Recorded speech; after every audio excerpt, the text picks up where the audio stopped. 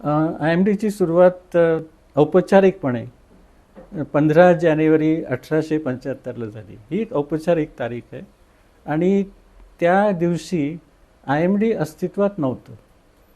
पण IMDचे प्रमुख त्यांची नियुक्ती झाली होती आणि ते इंग्लंडमध्ये असताना, हेनरी फ्रान्सिस ब्लॅनफर्ड इंग्लंडमध्ये असताना सुट्टीवरती त्यांना ते नियुक्तीपत्र दिलं गेलं की तुम्ही भारतात येऊन भारतीय हवामानशास्त्र विभागाची उभारणी करायची आहे. आणि ते त्यावेळेस सुट्टीवर असताना ते 15 जानेवारी 1875ला मुंबईत आले आणि मुंबईत त्यांनी ह्या विभागाचा चार्ज घेतला काही नसताना. आणि मग ते भारताच्या दौऱ्यावर निघाले की हा विभाग कसा उभारायचा.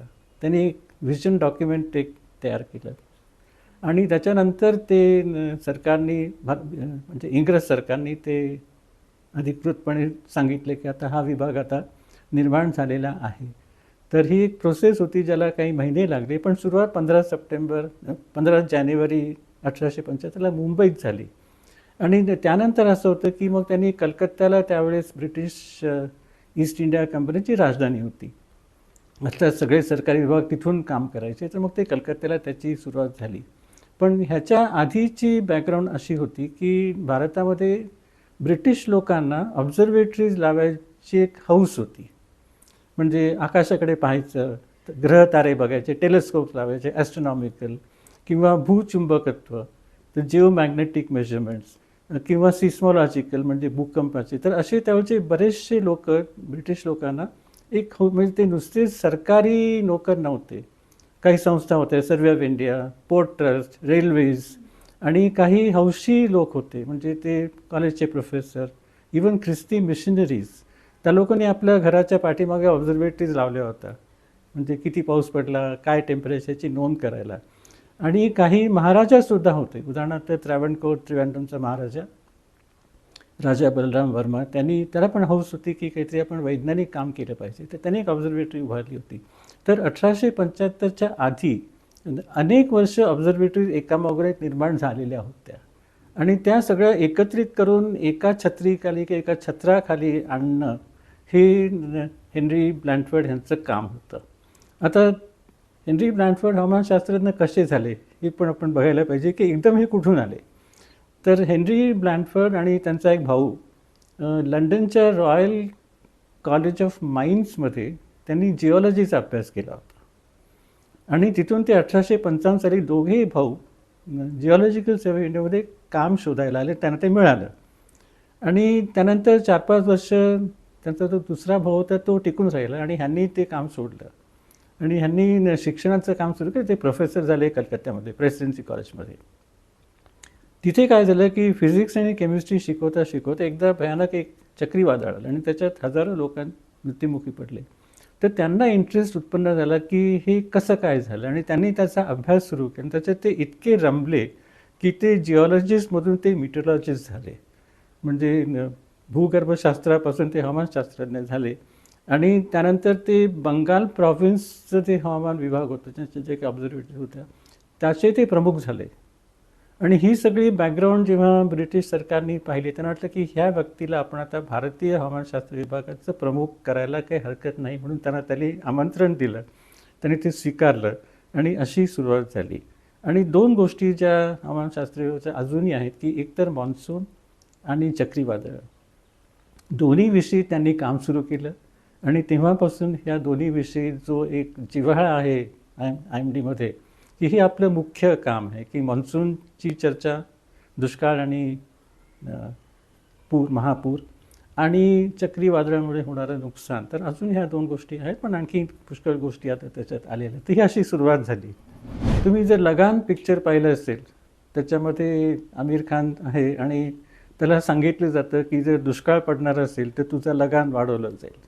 तर ब्रिटिश साम्राज्याचा किंवा ब्रिटिश सरकारचा जो मान्सूनमध्ये इंटरेस्ट होता तो आपल्या नफेबाजीमध्ये, म्हणजे कर वाढवायचा आणि जे हवालदिल झाले शेतकरी आहेत त्यांच्याकडून आणखी पैसा उकळायचा, म्हणून त्यांचा मान्सूनमध्ये इंटरेस्ट होता. म्हणजे दुष्काळ पडेल की नाही ह्याची त्यांना, म्हणजे भारतीयांच्या मदत करण्याची त्यांची इच्छा नव्हती, पण जर दुष्काळ पडला तर काय करायचं, कसं काय आपला रेव्हेन्यू कसा वाचवायचा, ही त्यांची परिस्थिती होती. आणि त्यामध्ये मग जेव्हा हवामानशास्त्र विभाग सुरू झाला, त्यांनी जी काही माहिती होती ती गोळा केली मान्सूनविषयी. आणि त्यावेळेस लोक जे लिहायचे, मोठमोठी पुस्तकं लिहिली ह्या लोक, म्हणजे हे जे ब्रिटिश लोक आले. मान्सून हा आपल्या देशाचं एक एक वैशिष्ट्य आहे. त्यांच्या इंग्लंडमध्ये मान्सून नसतो, तर त्यांना ते अतिशय वैशिष्ट्यपूर्ण ही हवा वाटली, की ही हवा इकडची खूप निराळी, त्यांनी कधी ती पाहिली नव्हती. कारण तिकडे जे फ्रंटल सिस्टीम्स आहेत किंवा वेस्टर्लीज आहेत, आपल्याकडे तसं काही नसतं. तर त्यांनी खूपच अभ्यास केला, म्हणजे त्यांना ते एक हौस वाटली त्यांना, की मान्सूनचा आपण सखोल अभ्यास करायलाच पाहिजे. आणि जो पहिला त्यांनी जो एक लॉंग रेंज फोरकास्ट दिला, दीर्घावधी पूर्वानुमान, तो 1886 साली दिला. म्हणजे त्यांना वाटलं की हे एक आपलं फार मोठं काम आहे, की आपण लोकांना सांगितलं पाहिजे की मान्सून चांगला होईल किंवा नाही. आणि तुम्ही जर ते वाचलं, तो ॲक्च्युली एक म्हणजे एक एस्से आहे तो, की त्यांनी काय अभ्यास केला आणि त्यांना काय दिसलं आणि काय होईल असं त्यांना वाटलं, हे त्यांनी आपल्या अगदी म्हणजे सोप्या भाषेमध्ये त्यांनी तो एस्से लिहून काढला. त्याच्यात कुठलं समीकरण नव्हतं, आकडेवारी नव्हती, काही नव्हतं. तर तेव्हापासून सुरुवात झाली की आपण मान्सूनचं पूर्वानुमान दिलं पाहिजे, कारण ते देशासाठी महत्त्वाचं आहे. पण मान्सूनची जी थिअरी आहे ती 3 शतकं आधी किंवा 2 शतकं आधी 1686 मध्ये एडमंड हॅली ह्या एका खगोलशास्त्रज्ञांनी दिली होती. आता ह्याचं वैशिष्ट्य की हा कॉमेट्स वगैरे बघायचा. त्यांनी मान्सून कधी पाहिला नव्हता, तो कधी भारतात येऊन गेला नव्हता. पण त्यांनी ही संबंध थिअरी त्याच्या मताप्रमाणे काय असेल ही त्यांनी ती एका रॉयल सोसायटी ऑफ इंग्लंड पुढे ती प्रस्तुत केली. त्यानंतर ती खरी की खोटी हे करायचं काम कोणाला करता आलेलं नाही. अजूनसुद्धा काही लोकांना ते आवडत नाही, पण मला ते आवडतं, कारण ती इतकी सुटसुटीत अशी ती व्याख्या मान्सूनची आहे की ती आपल्याला, मला तरी ती पटते. तर असं ह्या गोष्टी आहेत. आणि त्याच्या आधी पण म्हणजे पुरातन काळी मान्सून तर होतेच, ही काही नवीन नाही आहे. म्हणजे मेघदूतासारखी जी काव्य आहे जी कालिदासाने लिहिली, त्याच्यात त्यांनी इतकं वैज्ञानिक वर्णन केलेलं आहे ढगांचं, की ढगांच्या आतमध्ये काय असतं, मान्सूनचे वारे कुठून कुठे वाहतात, कोणत्या तारखेला येतात, आषाढस्य प्रथम दिवस आहे. तर हॅलीनी किंवा एडमंड हॅलीनीसुद्धा ह्या गोष्टी त्याच्यात त्याला काही कल्पनेच्या बाहेर होतं, कारण त्यांनी ते कधी वाचलं नसेल. तर अशा बऱ्याचशा थिअरीज आहेत मान्सूनविषयी. आणि शेवटी भारतीय हवामानशास्त्र विभागाने जेव्हा डेटा गोळा करायला सुरुवात केली, म्हणजे वैज्ञानिक शुद्ध शास्त्र डेटा, तेव्हा त्यांना बऱ्याचशा गोष्टी कळायला लागल्या. आणि खरं तर सर गिल्बर्ट वॉकर हे एक IMDचे डायरेक्टर जनरल होते. 1904 ते 1924 साली 20 वर्ष होते ते सिमल्याला काम करायचे. आणि त्यांनी मान्सूनचे जागतिक सहसंबंध शोधून काढले. कारण त्यावेळेस कळते की जगभर ब्रिटिश एम्पायर होतं आणि कुठलाही डेटा गोळा करणं त्यांच्याकरता अगदी सोपं होतं. बरं, त्यावेळेस टेलिग्राम आणि पोस्टकार्ड ही माध्यम होती. त्यांनी जगभराचा डेटा गोळा केला सिमल्यामध्ये बसून, की पॅसिफिक ओशनमध्ये काय आहे, अटलांटिक ओशनमध्ये काय होते, युरोपमध्ये काय होते, कुठे बर्फ पडते, कुठे काय. आणि त्यांनी सुरुवात केली की स्टॅटिस्टिकली म्हणजे संख्याशास्त्रीय फोरकास्ट कसे देता येतील. तर त्यांनी 20 वर्ष त्याच्यात खूप सखोल अभ्यास केला. तर मान्सूनचा म्हणजे हा जो सुरुवातीचा काळ होता की लोकांनी ऑब्झर्वेटरीज लावल्या, डेटा कलेक्ट केला भारतामध्ये. पण गिल्बर्ट वॉकर यांनी जगभरचा डेटा कलेक्ट करून सहसंबंध जोडले. तर हे त्यांनी मोठं काम केलं. त्याच्यानंतर जो तिसरा टप्पा म्हणे की जेव्हा डॉक्टर वसंत गोवारीकर हे जेव्हा डिपार्टमेंट ऑफ सायन्स अँड टेक्नॉलॉजीचे सेक्रेटरी होते, त्यांनी IMDच्या बऱ्याचशा शास्त्रज्ञांना बरोबर घेऊन एक नवीन मॉडेल बनवलं, 16 पॅरामीटर मॉडेल त्याचं नाव होतं. आणि ते खूप गाजलं, कारण ते जवळ 13 वर्ष ते मॉडेल बरोबर ठरलं. आणि मुख्य म्हणजे की त्यांनी ते मॉडेल पब्लिक केलं, म्हणजे फक्त शास्त्रीय ह्याच्यात नाही, वर्तुळात नाही, पण सामान्य माणसाला ते समजावं असे त्यांनी फोरकास्ट दिले. आणि त्याच्यामुळे IMDची प्रतिमा खूपच चांगली झाली की त्यांचे फोरकास्ट खरे ठरतात. तर ही अशी बॅकग्राऊंड आहे, म्हणजे हे सायन्स कसं वाढत गेलं. त्यानंतर मध्यंतरी काही इंटरनॅशनल एक्सपिडिशन झाल्या. एक IOE म्हणजे इंडियन ओशन एक्सपिडिशन एक झाली, मला वाटतं ती 1960-62 झाली. त्याच्यात समुद्रावरचा पुष्कळ डेटा गोळा केला गेला, विमानं होती डेटा गोळा करायला. त्यानंतर मॉनेक्स 79 ही एक मोहीम होती, त्याच्यात खूप देशांनी भाग घेतला. आणि बरीचशी माहिती मान्सूनची जी आधी नव्हती ती उपलब्ध झाली. त्याच्यामुळे ह्या एकामागून एक अशा घटना घडत गेल्या. आणि आज आपलं जे ज्ञान आहे ते आता ते म्हणजे वैश्विक ज्ञान असे म्हणेल, कारण हल्ली ग्लोबलायझेशनमुळे सगळा डेटा सगळीकडे मिळतो. तर आता सोपं झालं आहे की आपण मान्सूनचा अभ्यास करा. मान्सून मिशन पण आता आहे. तर अशा प्रकारे मान्सूनचं आपलं ज्ञान वाढत गेलेलं आहे मागच्या 150 वर्षामध्ये. अजून ते अपूर्ण आहे, कारण कुठलंही ज्ञान कधी पूर्ण नसतं. त्याच्यात काही ना काही ती भर घालायला लागते आणि आपण जितकं ते वाढवू तितकं आपल्याला आपलं अज्ञान जाणवतं असं मला वाटतं, की हे अजून आपल्याला माहिती नाही. तर तुम्ही जर 1875ची चित्र पाहिली की टेम्परेचर किंवा तापमान कसं मोजलं जाईल. थर्मामीटर होतं त्यावेळेस. आता तशी थर्मामीटर होते, पण ती का झोपडीमध्ये असायची. म्हणजे झोपडी ज्याच्यावरती गवताचं छत आहे वरती, म्हणजे पावसापासून उन्हापासून त्याचं संरक्षण, आणि त्याच्यामध्ये थर्मामीटर टांगलेले असायचे त्या झोपडीमध्ये. आणि जो ऑब्झर्वर असायचा तो खाली वाकून त्याच्यात आत शिरायचा आणि थर्मामीटर वाचायचा की किती त्याच्यामध्ये टेम्परेचर आहे. आता ह्याचं कारण काय होतं की आपण थर्मामीटर जर उन्हात ठेवला तर तो भरमसाठ टेम्परेचर दाखवेल, तो खूप 100 डिग्री दाखवेल कदाचित. तर ते प्रोटेक्ट करावं लागतं वाऱ्यापासून आणि पावसापासून आणि डायरेक्ट सूर्यापासून. नंतर तर पुष्कळ ठिकाणी अशा झोपड्या होत्या, म्हणजे ऑब्झर्वेटरीच्या कंपाऊंडमध्ये झोपडी असे, तिथे अधूनमधून एक मनुष्य जाऊन टेम्परेचर घ्यायचा.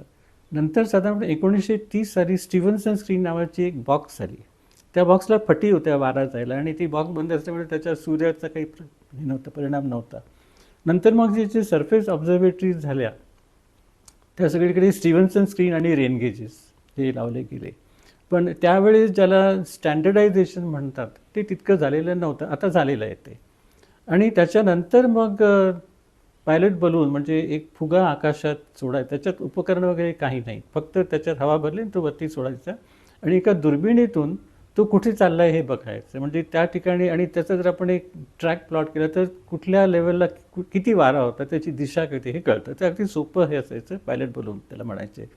आता दिवसा तर आपल्याला आकाशात एखादा फुगा दिसेल, रात्रीचं काय, तर रात्री त्याला एक कंदील जोडला जायचा त्या पायलट बलूनच्या टोकाला, आणि त्या कंदिलामध्ये एक मेणबत्ती असायची, फक्त छोटीशी लाईक अ चायनीज लँटर्न.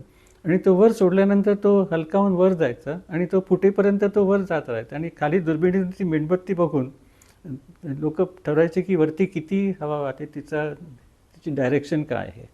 तर हे सगळं झालं. तर 1914 साली अशी पहिली फ्लाईट अपर एअर घेतली गेली भारतामध्ये. आता तर सगळीकडे ह्या फ्लाईट्स आहेत, अँटार्क्टिकामध्ये आपण हे घेत असतो.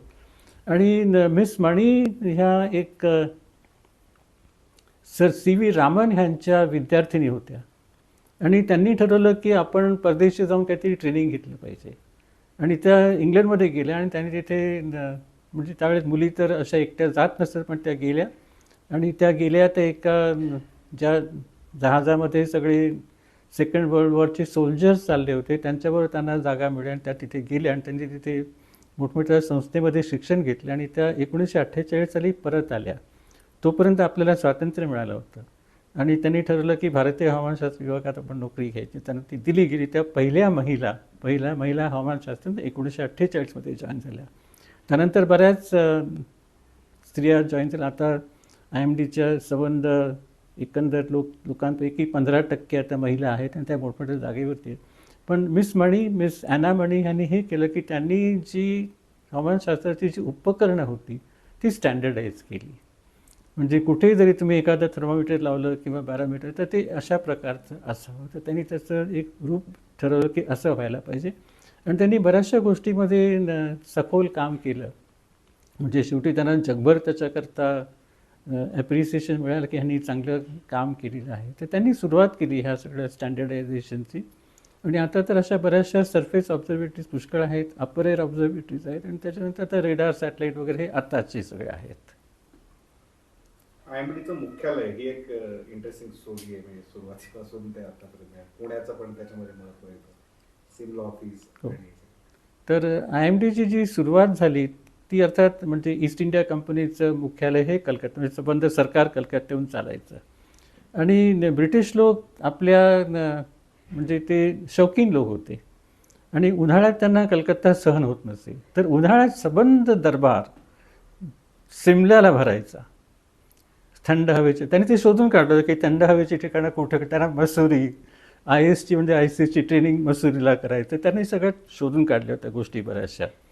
तर त्यांनी ठरवलं की वर्षात 4 महिने सिमलेला जाऊन मुक्काम करायचं आणि सगळे सरकारी लोक तिकडे जायचे. तर हवामानशास्त्र विभाग त्यांना लागायचा, कारण त्यांना ते टेम्परेचर वगैरे कळायला हवं असं की किती टेम्परेचर, किती थंडी वगैरे.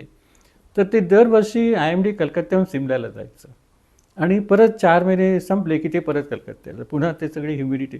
तर शेवटी त्यांना कंटाळलं की हे काय खालीवर करायचं, आपण सिमल्यातच राहू ना, थंड हवा आहे तिथे वर्षभर. तर त्यांनी सिमल्यामध्येच मुक्काम ठोकला 1905 साली. तर 30 वर्ष कलकत्त्यामध्ये, त्यानंतर ते सिमल्याला त्यांनी मुक्काम ठोकला. पण त्यांना तिथे जागा मिळेना, कारण शेवटी काय सिमला हे थंड हवेचं ठिकाण, तिथे कायमचे कोणी राहत नसत. तर त्यांना कायमची जागा मिळेना. एक बंगला त्यांनी घेतला कॉन्स्टँटिया नावाचा आणि तिथे त्यांनी बरेच वर्ष त्यांचं ऑफिस तिथे होतं. नंतर मग तो बंगला एका संस्थेला दिला गेला, YWC जी संस्था, यंग विमेन्स ख्रिश्चन असोसिएशन, जी अजून तिथे आहे, ती इमारत पण ती संस्था पण आहे. मग हे लोक बेघर झाले, मग त्यांनी दुसरे घर घेतलं आणि असं करता करता त्यांनी 3-4 त्यांनी आपली घरं वेगवेगळी बदलून आपली म्हणजे मुक्काम फिरवला इकडून तिकडे. त्याचाही त्यांना कंटाळा आला. मग त्यांनी शोधून काढलं की पुणे हे एक शहर आहे जिथे सांस्कृतिक शहर आहे आणि हवा छान आहे, वर्षभर हवा चांगली. तर म्हणून त्यांनी ठरवलं की एक नवीन इमारत बांधायची पुण्यात, आणि त्यांनी जी इमारत बांधली तितकी भव्य इमारत बांधली जी अजून आहे, ज्याला सिमला ऑफिस लोक म्हणतात. आणि त्यांनी सिमल्याहून पुण्याला स्थलांतर किंवा त्यांचे डायरेक्टर जनरल पुण्याला आले. इथून ते आणि सगळी कामं त्यांनी पुण्याला बदलली. पण 1928 साली हे स्थलांतर त्यांनी केलं.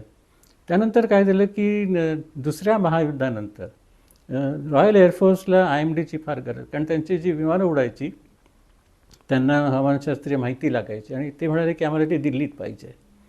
तर तेव्हा हे सगळं जे पुण्याचं जे सगळं वैभव होतं ते सगळं दिल्लीला स्थलांतरित केलं गेलं. पण स्वातंत्र्याच्या आधी, म्हणजे स्वातंत्र्यानंतर ती राजधानी झाली, पण त्याच्या आधी म्हणजे 1944च्या सुमारास डायरेक्टर जनरल वगैरे तिकडे गेले आणि ते भारतीय डायरेक्टर जनरल पहिले डॉक्टर SK बॅनर्जी हे दिल्लीला असताना, म्हणजे ब्रिटिश सरकारने आपल्या जवळजवळ विसरा बांधला होता असं मी म्हणेन की आपल्याला तिथून जायचं आहे. तर त्यांनी इंडियन लोकांना, आणि खरं सांगायचं तर भारतीय हवामानशास्त्र विभागात भारतीय लोक सुरुवातीपासूनच चांगलं काम करत होते.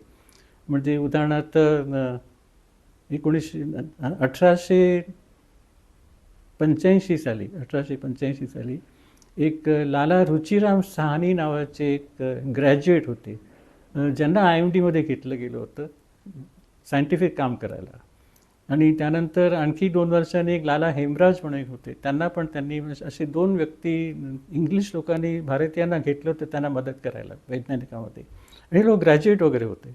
तर पहिले जे होते लाला रुचिराम साहनी, हे त्यांना शिकवायला आवडतं, त्यांना IMD फारशी काही पचली नाही. ते म्हणाले की मी शिक्षक आहे, मला प्रोफेसर व्हायचे. ते काम सोडून गेले. आणि दुसरे जे होते त्यांना IMD आवडली. तर लाला हेमराज हे बरीच वर्ष राहिले आणि ते शेवटी म्हणजे रिटायर झाले IMDमधून आणि मोठ्या हुद्द्यावरती ते गेले. तर असे भारतीय लोक आधी पण होते. आणि साधारणपणे 1920च्या सुमारास 2 व्यक्ती IMDमध्ये आले, एक तर डॉक्टर SK बॅनर्जी आणि दुसरे महाराष्ट्रीयन VV सोहनी.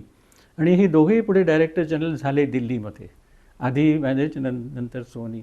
तर नंतर मग दिल्लीमध्ये एकदा ते IMD आल्यानंतर, मग आता ती राजधानी होती, मग तिथून कुठे हलवणं तर अशक्य झालं. आणि मग तिथे ते पण त्यांच्याकडे जागा नव्हती, पुन्हा प्रॉब्लेम तोच होता. तर आधी एका लहानशा बिल्डिंगमध्ये जिथे ऑब्झर्वेटरी होती त्यांनी तिथे आपलं ऑफिस उघडलं. आणि 1975 साली मौसम भवन ही 6 मजली बिल्डिंग त्यांनी बांधली, कारण ते सगळं कंपाऊंड पसरलं होतं छोट्या छोट्या जागामध्ये ऑफिस, ते सगळं केलं. आणि त्यानंतर जेव्हा इन्सॅट सॅटेलाईट आला, आणखी एक 6 मजली इमारत सॅटेलाईट करता बांधली गेली. तिथे 2 इमारती येत आहेत लोधी रोडला. आणि त्यानंतर मिनिस्ट्रीचं ऑफिस पृथ्वी भवन ही तिसरी 6 मजली इमारत त्याच कंपाऊंडमध्ये आहे. तर आता 3 6 मजली इमारती त्या लोधी रोडच्या कॅम्पसमध्ये आहेत. तर अशी ही स्थलांतराची ही जी आहे काय त्याला म्हणायचं इतिहास हा असा आहे. अनेक शास्त्रज्ञ होऊन गेले. आणि एकतर मला इथे सांगायचं वाटेल की IMDच्या प्रमुखाच्या पदाचं नाव 3दा बदललं गेलं. म्हणजे हेनरी ब्लॅनफर्ड जे पहिले प्रमुख होते त्यांची डेझिग्नेशन होती imperial meteorological reporter to the government of India, असं भारतच तसं नाव होतं. मला आवडलंच तसं नाव. पण त्याच्यात असं होतं की म्हणजे इंग्रज सरकारच्या टेरिटरीमध्ये, आपल्या देशामध्ये काय चाललं आहे ह्याचा अहवाल सादर करायचा लंडनमध्ये, हे त्याचं मुख्य काम होतं, की इथे जे काही होते ते रिपोर्ट त्याचा द्यायचा. आणि इम्पिरियल म्हणजे तो प्रत्यक्षात राजालाच तो रिपोर्ट द्यायचा. त्यानंतर काही वर्षांनी त्याचं नाव बदललं, म्हणजे त्या पदाचं नाव बदललं गेलं. आणि जेव्हा जॉन एलियट हे प्रमुख होते, त्याचं नाव डायरेक्टर जनरल ऑफ ऑब्झर्वेटरीज असं केलं गेलं. म्हणजे हे एक नेटवर्क आहे आणि नेटवर्क मॅनेज करण्याचं काम फार मोठं आहे आणि म्हणून त्याला डायरेक्टर जनरल हे नाव दिलं गेलं आणि ऑफ ऑब्झर्वेटरीज हे म्हणजे वेधशाळा. पण नंतर सरकारला वाटलं की नुसत्याच वेधशाळा चालवण्यापेक्षा हे काम आणखी खूपच प्रगल्भ आहे, याच्यामध्ये विज्ञान आहे. म्हणून त्याचं नाव डायरेक्टर जनरल ऑफ मीटिओलॉजी असं केलं गेलं, की मौसम विज्ञान के महानिदेश आपण आता जे म्हणतो ते तसं आहे, की ही नुसतं एक नेटवर्क सांभाळणारा विभाग नाही आहे, हा एक विज्ञानाचं काम करणारा विभाग आहे, हे त्याच्यातून झालं. तर अनेक मोठे लोक, लहान मोठे लोक मिळून, कारण IMDचं खरं सांगायचं प्रत्येक मनुष्य वैज्ञानिक आहे. मी पण सुरुवात केली IMDमध्ये नॉन गॅझेटेड पोस्टमध्ये मी सुरुवात केली, अगदी मामूली ह्याच्यामध्ये.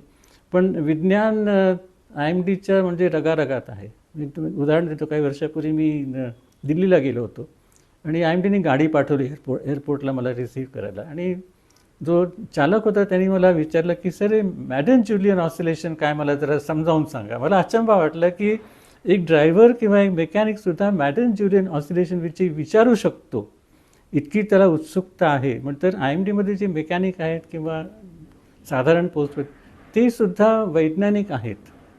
आणि एकंदर तो विभाग सुशिक्षित आणि सुसंस्कृत विभाग आहे असं मी म्हणेन. तर अनेक लहान मोठे लोक येऊन त्याच्यामध्ये फार मोठा वाटा आहे लहान लोकांचा. कारण प्रत्येक गोष्ट तुम्ही जर समजा 8:30च्या ऐवजी तुम्ही 8:40 ऑब्झर्वेशन घेतलं, तुम्ही चुकाल. तर 8:30 म्हणजे 8:30 हे डिसिप्लिन प्रत्येक माणसाच्या मनामध्ये आहे, की त्या क्षणाला तुम्ही ऑब्झर्वेशन घेतलं पाहिजे. पण काही मोठे लोक होऊन गेले ज्यांनी बरंचसं काम केलं. एक तर मी गिल्बर्ट वॉकरचं नाव मी आत्ताच सांगितलं, त्यांनी खूपच भरीव असं काम केलं. पण काही लोकांनी असं काम केलं की ते काळाच्या फार पलीकडचं होतं. म्हणजे त्यांची दूरदृष्टी इतकी दूरची होती की त्यांनी असं काम केलं जे लोकांना त्यावेळेस त्याचं महत्त्व माहिती. उदाहरणार्थ डॉक्टर KR रामनाथन ह्यांनी 1925 साली ओझोनचा अभ्यास केला. हल्ली आपण वाचतो ओझोन होल वगैरे, त्यावेळेस ओझोनचं स्पेलिंग कोणाला माहीत, कोणी ऐकलं नव्हतं त्याच्याविषयी. पण त्यांनी ओझोनचा अभ्यास सुरू केला आणि त्यानंतर ते फिजिकल रिसर्च लॅबोरेटरी अहमदाबादची त्याचे ते पहिले डायरेक्टर झाले.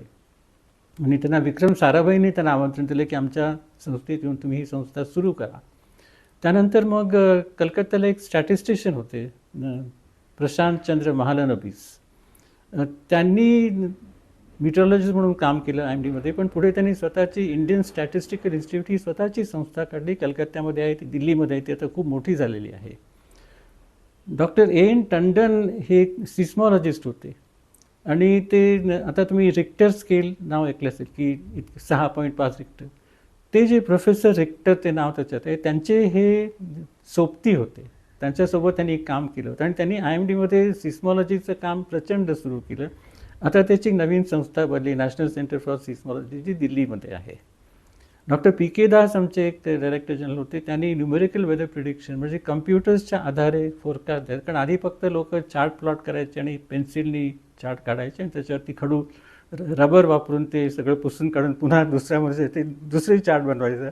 हे सगळं ह्याच्याऐवजी कम्प्युटरला सांगायचं की तुम्ही चार्ट बनवा. हे डॉक्टर PK दासनी सुरू केलं.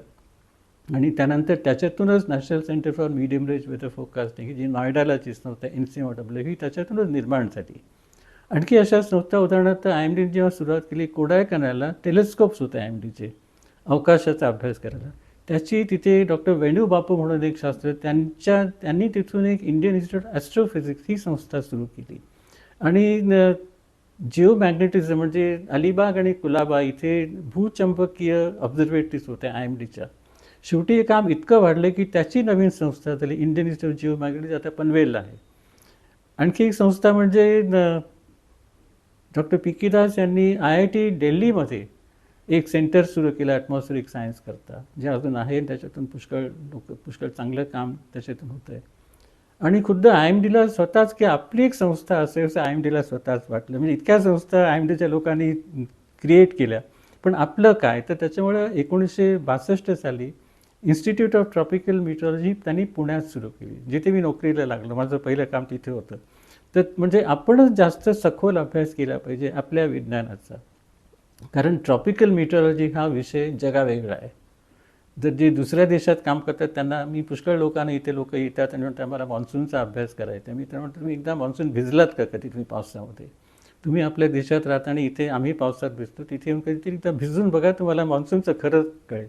तर IMDला वाटलं की ट्रॉपिकल मीटरोलॉजीचा अभ्यास आपण सखोल केला, म्हणून 62 साली त्यांनी स्वतःची एक संस्था सुरू केली जी पुढे स्वायत्त झाली 1971 मध्ये. अशा अनेक संस्था ह्याच्यातून भारतीय हवामानशास्त्र विभागातून उत्पन्न झालेले आहेत. आणि हे सगळे जे लोक होते ज्यांची मी नावं सांगितली, डॉक्टर PR पिशारोटी, डॉक्टर अनंत कृष्णन, कितीतरी लोकांना भारत सरकारने पद्म अवॉर्ड देऊन अलंकृत केलं आहे. उदाहरणार्थ डॉक्टर KR रामनाथन यांना पद्मविभूषण मिळालं, महालनोबिसना पद्मविभूषण मिळालं, डॉक्टर P कोटेश्वरम त्यांनी मान्सूनवरती आणि सायक्लोन्सवरती खूप काम केलं, त्यांना पद्मभूषण मिळालं, आणि डॉक्टर पिशारोटी आणि डॉक्टर अनंत कृष्ण यांना पद्मश्री मिळालं. तर असे बरेचसे लोक ज्यांना भारत सरकारने अलंकृत केलं आहे, ह्या सगळ्या अवॉर्ड्स असे आहेत. तर मोठे लोक पुष्कळ येऊन गेले, त्यांनी पुष्कळ पुस्तकं लिहिलेली आहेत आणि बरेचसे रिसर्च पेपर्स त्यांनी लिहिलेले आहेत. मराठी माणसाशी बोलत तर माझे पुणे विद्यापीठाचे प्रोफेसर होते मोहा चिपळूणकर, ते पण आमच्या विभागात होते, हवामानशास्त्र विभागात, पण त्यानंतर सोडलं. तसे बरेचसे लोक, पेंडसे म्हणून एक होते मराठींपैकी, काही लोक असे होते जे पुण्यामध्ये होते. तर असे काही लोक आहेत ज्यांनी पुष्कळ भरीव काम केलेलं आहे. आणि आताची नाव मी घेत नाही, कारण लोकांना कधी वाईट वाटेल मी त्यांचं नाव घेतलं नाही तर कोणाचं, तर आताची नाव मी काही घेत नाही. पण आताही खूप लोक काम करत आहेत. भारत मौसम विज्ञान बरेचसे आहेत शास्त्रज्ञ आणि तज्ज्ञ लोक आहेत.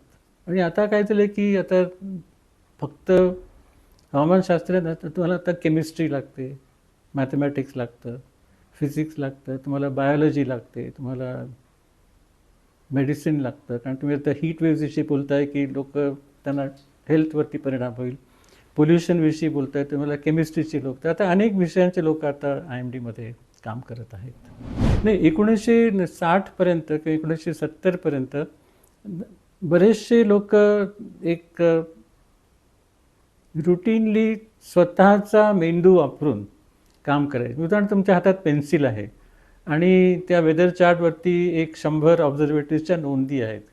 तुम्ही ते आयसोबार्स कुठून काढायचे हे तुमच्यावरती डिपेंड होत असतं. म्हणजे तुम्ही पेन्सिल वापरून जर काढलं की इथे लो प्रेशर एरिया आहे, तर तिथे असली पाहिजे, डेटा असो किंवा नसो, तिथे जर तुमच्या मनात आहे की इथे लो प्रेशर एरिया आहे, किंवा तुमच्या मनात असेल की ह्या लो प्रेशर एरियाचं चक्रीवादळात पुढे रूपांतर होईल, तर ते तुमच्या मनातलं होतं. पण आता काय झालं आहे की तुम्हाला रेडारवरून कळतं की त्या ढगांचा आकार काय, त्यांची उंची किती आहे, तुम्हाला जास्त विचार करायची गरज नसते. किंवा सॅटेलाईटवरून पण तुम्हाला चित्र दिसतं की ह्या सायक्लोनमध्ये त्याचा डोळा आहे आणि तो इतका मोठा आहे. तर तुम्हाला त्याच्यामुळे बऱ्याचशा गोष्टी ज्या वैयक्तिक अनुभवावरती किंवा वैयक्तिक ज्ञानावरती होत्या, त्या आता बऱ्याचशा ऑब्जेक्टिव्ह झालेल्या आहेत की आपल्याकडे माहिती पुष्कळ आहे. जसं मागे होतं की नाडी बघून लोक वैद्य आजार सांगायचे, आता तुम्ही MRI करून घेतल्याशिवाय तुम्हाला कळत नाही.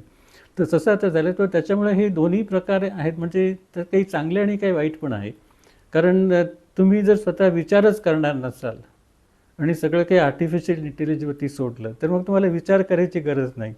पण तरी विचार केला पाहिजे. आणि अंदाज कधी जे चुकतात, कारण शेवटी काय की तुम्ही समीकरणं सोडून तुम्हाला एक प्रकारची एक माहिती मिळते, पण त्या माहितीचा उपयोग कसा करायचा शेवटी हे आपल्या हाती आहे.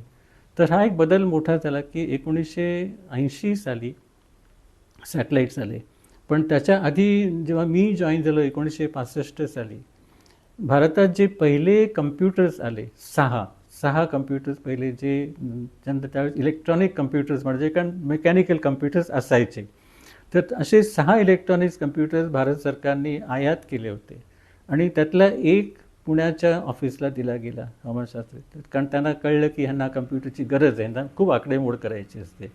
आणि त्याच वेळेस मी जॉईन झालो होतो, तर माझं सरळ कम्प्युटरवरतीच माझं काम सुरू झालं.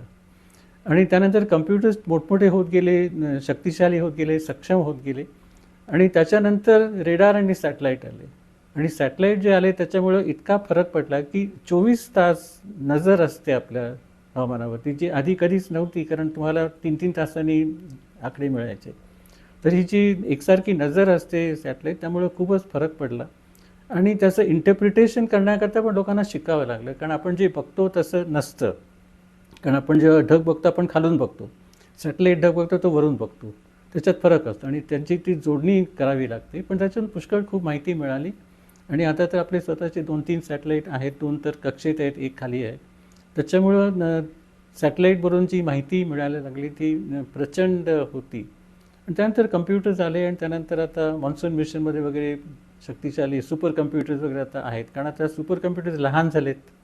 म्हणजे जो पहिला सुपर कम्प्युटर त्याच्याकरता एक पूर्ण मजला लागला होता एका बिल्डिंगचा, आता ते एका एका घराच्या कोपऱ्यात सुद्धा सुपर कम्प्युटर राहू शकतो, इतके ते शक्तिशाली झालेले आहेत. तर ह्या अशा गोष्टी आल्यामुळं साधारणपणे 1960, 1970, 1980, 1990, 2000पर्यंत क्रमाक्रमाने टेक्नॉलॉजीचा उपयोग वाढत गेला. आणि बरीचशी टेक्नॉलॉजी अशी असते की ती हवामानशास्त्राकरता ती विकसित केली जाते. कारण एखादा सुपर कम्प्युटर बनवायचा आहे, त्याचा ग्राहक कोण?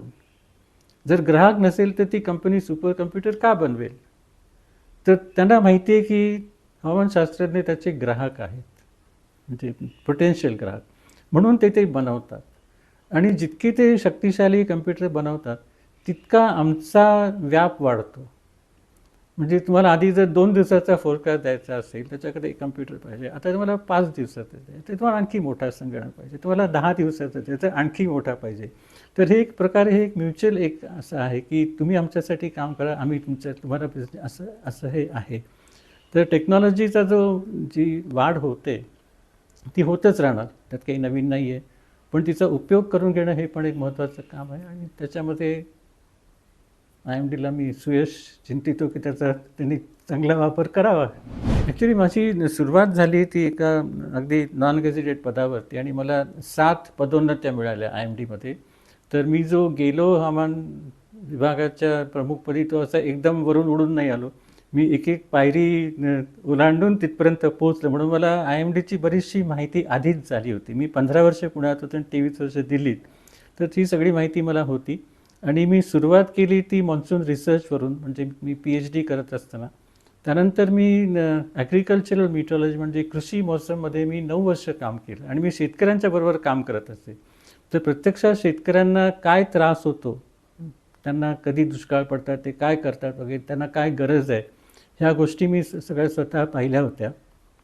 त्यानंतर सॅटेलाईटमध्ये मी ट्रेनिंग घेतलं की उपग्रहाचा उपयोग कसा करायचा.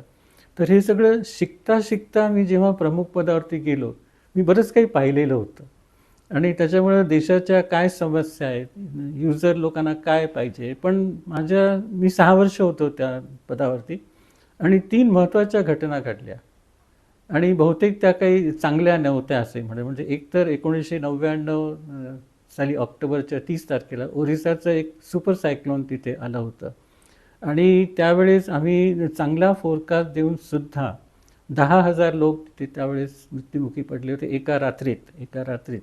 आणि प्रॉब्लेम मुख्य काय होता की सगळे कम्युनिकेशन बंद होते. त्यावेळेस इंटरनेट नव्हतं, त्यावेळेस मोबाईल नव्हते. तुम्ही लोकांना सांगणार कसं? तर लोकांना सचेत करणं हाच एक फार मोठा प्रॉब्लेम होता आणि 10,000 लोक त्याच्यामध्ये गेले. तर हे पण सरकारला समजावून सांगणं की इतक्या सगळ्या आमच्याकडे सॅटेलाईट होते, रेडार होते, पण 10,000 का मरावेत, हा एक प्रश्न, त्याचं उत्तर मला लोकांना द्यायला लागत असे. त्यानंतर 2002 साली देशावरती एक महादुष्काळ पडला होता अक्षरशः आणि आमच्या मॉडेलनी सांगितलं होतं की मॉन्सून नॉर्मल राहील आणि तो फोरकास्ट का चुकला, ह्याचं समाधानकारक उत्तर देणं हे माझं काम राहिलं होतं की फोरकास्ट का चुकला, म्हणजे इतकं विज्ञान पुढे जाऊनसुद्धा फोरकास्ट का चुकला. आणि त्याच्यामध्ये अर्धा देश त्याच्यामध्ये दुष्काळामध्ये लपेटला गेला होता आणि बरंचसं नुकसान झालं शेतीचं. पण त्यानंतर तिसरी गोष्ट म्हणजे 26 जानेवारी 2001ला भुजमध्ये एक भूकंप झाला, त्याच्यात एका क्षणामध्ये 20,000 लोकांचा मृत्यू झाला होता. आता ते पण कोणाला सांगायचं की आजच्या काळामध्ये आपण भूकंपाचं पूर्वानुमान करू शकत नाही, आपल्या हातात काहीच नसतं आणि डोळ्यासमोर लोक आतमध्ये गाडली जातात. तर ह्या ज्या 3 घटना घडल्या त्याच्यामुळे मला सरकारला पण समजून सांगायची संधी मिळाली, कारण मला जाब विचारला जात असे की हे असं का.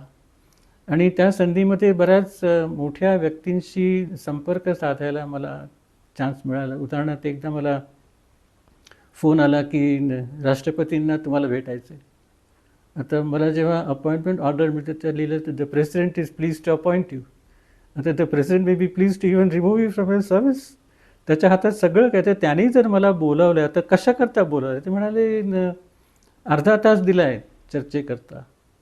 आता तुम्ही जेव्हा प्रेसिडेंटला भेटायला जाता तुम्ही काही 10 फायली बरोबर घेऊन जाऊ शकत नाही आणि तुम्ही ब्लँक जाऊ शकत नाही की मला म्हणजे ते इंटरव्ह्यूसारखं असते की तुम्हाला काहीही विचारलं जाईल ना.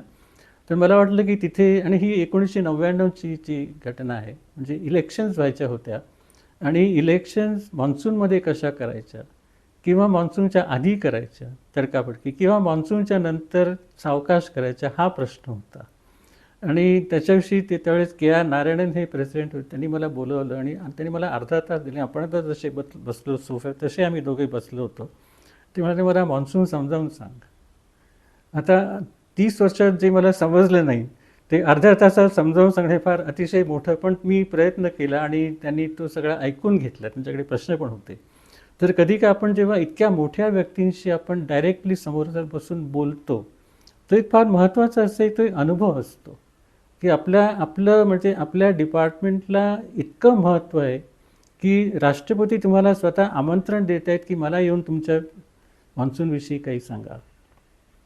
आणि अर्धा तास संपल्यानंतर त्यांनी मला सांगितलं की आता तुला इलेक्शन कमिशनकडून कॉल येईल. त्यानंतर त्यांनी मला बोलावलं आणि 1999च्या ज्या ह्या होत्या इलेक्शन्स त्या अक्षरशः IMDनी त्याची टाईमटेबल करून दिलं. कारण काही मान्सूनमध्ये कधी कधी दुष्काळ पडतो, कधी महापूर येतात. लोक निवडणुकीला कसे जाणार मत द्यायला. मान्सून नंतर चक्रीवादळ येतात. आता चक्रीवादळामध्ये तुम्ही कोणाला सांगणार की तुम्ही जाऊन मत द्या म्हणून. आणि मान्सूनच्या आधी राजस्थानमध्ये 50 डिग्री टेम्परेचर इथे तुम्ही लोकांना सांगणार. तर हे इतकं कठीण काम होतं की ते 1999चे इलेक्शन्स कसे त्याचं टाईमटेबल कसं बनवावं. आणि शेवटी ते इलेक्शन कमिशननी मान्सूनची आकडेवारी घेऊन ते टाईमटेबल बनवलं. तर अशा गोष्टी कधी आपण जेव्हा करतो भारत सरकारसाठी किंवा जनतेसाठी असं वाटतं की आपण आपलं जीवन सार्थक ठरलं आहे. नाहीतर फोरकास्ट बरोबर येणं चुकणं ही तर एक रोजची गोष्ट आहे. म्हणजे असं नाही की आपल्याला प्रत्येक फोरकास्ट बरोबर आलाच पाहिजे असं काही नाही. 80% 90% येतात. पण असं जेव्हा एखादा महत्त्वाचा विषयावरती आपलं मत जेव्हा विचारलं जातं तेव्हा ते एक चांगली एक अनुभव चांगला असतो तो असं आहे. तर ह्या 6 वर्षामध्ये मी जे जीवन मरणाच्या ज्या गोष्टी इतक्या जवळून पाहिल्या की एका क्षणात 10,000 लोक मरतात. आणि त्या भूतच्या अर्थक्वेकमध्ये त्यावेळेस आम्हाला असे काही इक्विपमेंट होते की जे डेब्रीमध्ये म्हणजे जे सगळं इमारती कोसळलेल्या असतात त्याच्यातून श्वासोच्छ्वासाचा आवाज ऐकणारी यंत्र असतात. म्हणजे 3-4 दिवसानंतर सुद्धा कधी कधी जिवंत माणसं सापडतात 3-4 दिवसानंतर म्हणजे सगळे आशा सोडल्यानंतर. आणि त्याच्यात कधी कधी लहान बाळं असतात. लहान बाळं जिवंत राहतात आणि धट्टेकट्टे लोक मरतात.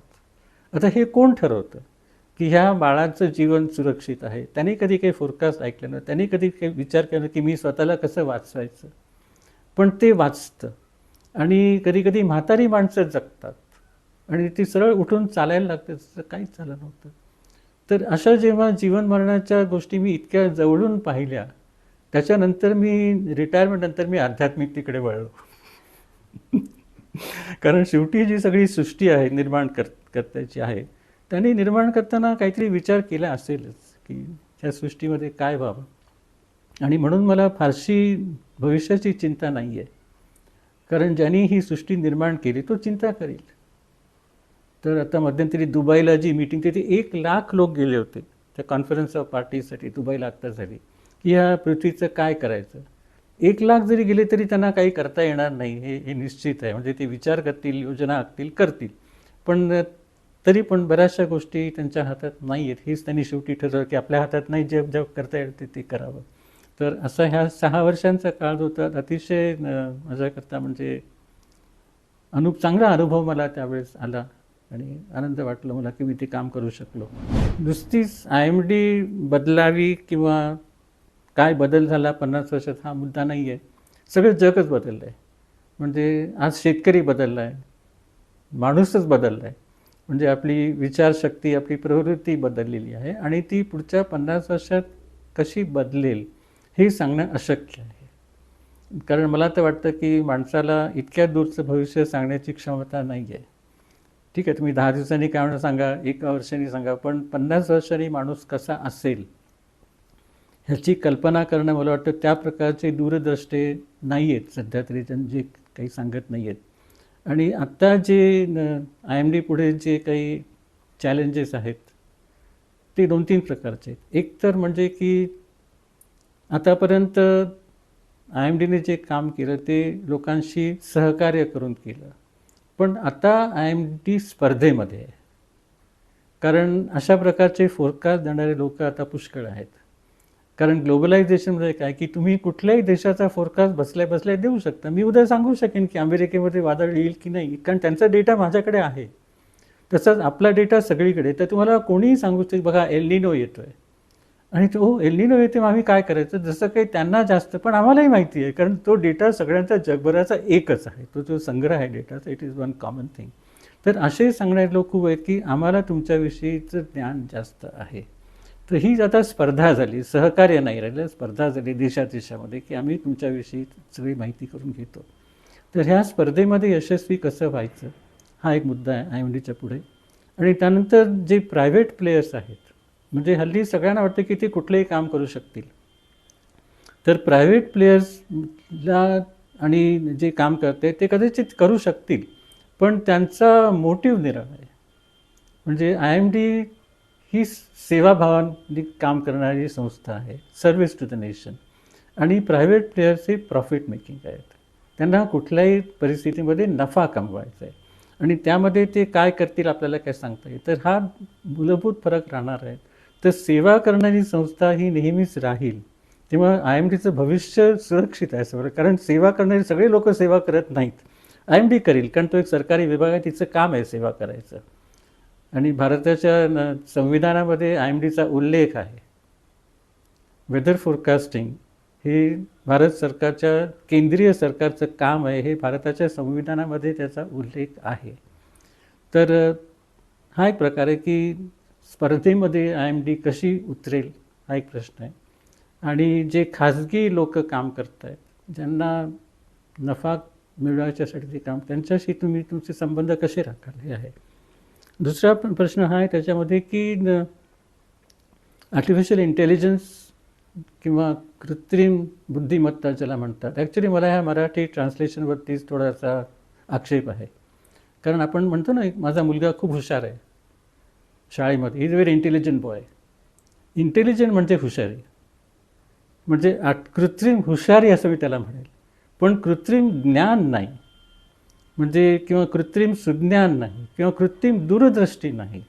त्याच्याकरता माणूस लागतो. तर आर्टिफिशियल इंटेलिजन्स तुम्हाला मदत करेल की तुम्ही झटकापटकी निर्णय घेऊ शकाल, सगळी माहिती तुमच्या पुढे येईल. पण तुम्ही पुढच्या 50 वर्षाकरता काय करायचं आहे ही दूरदृष्टी तुम्हाला आर्टिफिशियल इंटेलिजन्स सध्या तरी देऊ शकत, पुढे देईल की नाही मला माहिती, पण सध्या तरी देऊ शकत नाही. तर तुम्ही हुशार बनू शकता, पण तुम्ही दूरदृष्टी तुमच्या पुढे तुम्ही निर्माण करू शकत नाही. तर IMD पुढे असे अनेक हे आहेत, समस्या आहेत. आणि समस्या नेहमीच राहिल्या पाहिजेत मला वाटतं. म्हणजे असं कोणी म्हणू नये की आता मला समस्याच नाही, कारण एकदा तसं ते म्हटलं की मग तुमचं कामच संपलंच आहे म्हणे. तर समस्या पाहिजेच, काहीतरी तुम्हाला पुढे जाण्याकरता समस्या पाहिजे आणि समस्येवर उपाय काढणं हा पण हा जो प्रश्न विचारतो की मागच्या 100 वर्षात आणि ह्या 50 वर्षात आणि पुढच्या 50 वर्षात काय होईल, तर खरोखरच जग बदललेलं आहे, त्याचा प्रश्नच नाही. ज्या प्रकारे उदाहरणार्थ मी जेव्हा तरुण असताना पोस्टकार्ड लिहायचं असे, त्यावेळी स्टॅम्प्स लावायला लागेल त्याच्यावरती. आता पोस्टकार्ड कोण लिहितं? आता ईमेल किंवा व्हॉट्सॲप किंवा काय, आणखी 50 वर्षांनी काय निघेल आपल्याला काय माहीत नाही. तर अशा सगळ्या ज्या गोष्टी आहेत त्या सध्या कल्पनेतल्या सृष्टीमधल्या आहेत आणि त्याचं पुढे मला वाटतं आपण सगळ्यांनी त्याला सामोरे जायचं आहे. IMD काही त्याला एक्सेप्शन नाही त्याला, असं मला वाटतं.